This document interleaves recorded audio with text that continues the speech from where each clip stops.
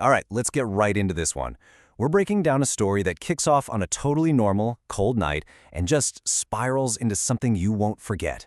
It's a personal story, full of suspense and fear, but it's the twist at the end that changes absolutely everything. I mean, really think about it for a second. That weird feeling when you're out somewhere, but you're completely on your own, a little exposed, a little vulnerable. That feeling is exactly where our story begins. And trust me, it goes from simple loneliness to pure terror real quick. So, here's the setup. Our narrator is 17 years old. He's got a simple routine: hit the gym, catch the bus home. Easy. But on this one Sunday night, that simple routine just falls apart. What starts as just a tiny mistake, missing the bus, snowballs fast. His parents are out, so there's no ride coming for him. A taxi? Way too expensive. So an hour goes by, the snow starts coming down, and that feeling of being totally and completely isolated really starts to sink in. So just put yourself in his shoes. You're a teenager, all by yourself in this little glass box as the weather gets worse. Your only ticket home is MIA, and you've got zero other options. You are, for all intents and purposes, stranded. And this is the moment, right before the whole night goes sideways. And here we go. This is where the story takes a hard left turn. After seeing absolutely no one for almost an hour, our narrator's lonely wait is about to be interrupted. Big time. Imagine that. The dead quiet is suddenly broken by a figure just appearing out of the darkness. The description alone is enough to make your skin crawl. Creepy, wearing a ton of layers and walking slowly, deliberately, straight for him. The narrator does what any of us would do. He pretends to be busy on his phone, hoping the guy just walks on by.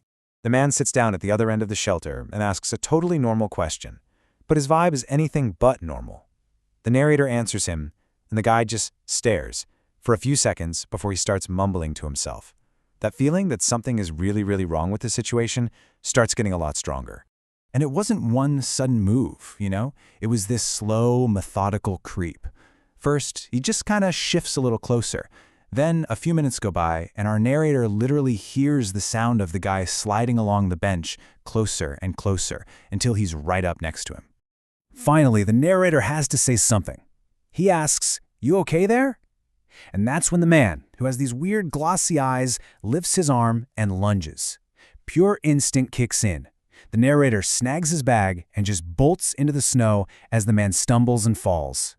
This is just pure adrenaline now. He's running, thinking he got away, that the danger's over. But oh no, the most terrifying part of this entire night is just getting started. He runs like crazy all the way to the next bus stop down the road. He risks a look back. Nothing. The street's totally empty. You can just imagine the wave of relief washing over him. He sits down in the new shelter, leans his head against the glass, trying to get his breath back. For one short moment, he thinks he's safe. And then, this. A sudden, sharp tapping on the glass right behind his head. He whips around and his heart just plummets. It's the same guy just staring at him through the glass. That relief? Gone. He wasn't safe at all. He just yells out in total panic as the man starts walking around the shelter to get to him. He's cornered now. He's screaming, "I'm warning you, stay, back!" But his backpack, his stuff, it's still inside the shelter, and he just can't make himself leave it behind. So it all comes to a head. The man makes a final, sudden leap at him. The narrator dodges out of the way, and the guy just completely misses, flying through the air and landing hard, face first on the pavement. And then, he just lies there. He doesn't move. The narrator is just frozen, staring at this guy who is now bleeding and totally unresponsive. This is the moment. This is where the entire story flips on its head.